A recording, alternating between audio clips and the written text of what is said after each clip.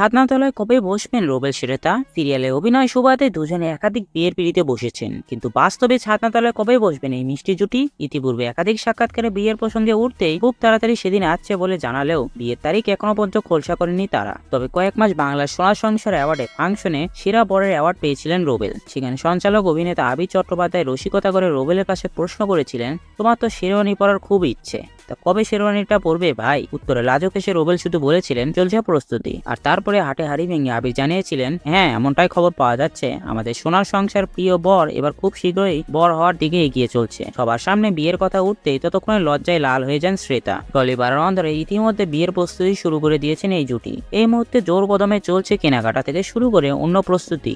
জানা যাচ্ছে সব ঠিক থাকলে আগামী বছরের 19 জানুয়ারি 4 হাত এক হবে তাদের। তো বন্ধুরা, ভিডিওটি কেমন লাগলো কমেন্ট করে জানাও। এমন গসিপসের আপডেট পেতে আমাদের চ্যানেলটি সাবস্ক্রাইব করুন।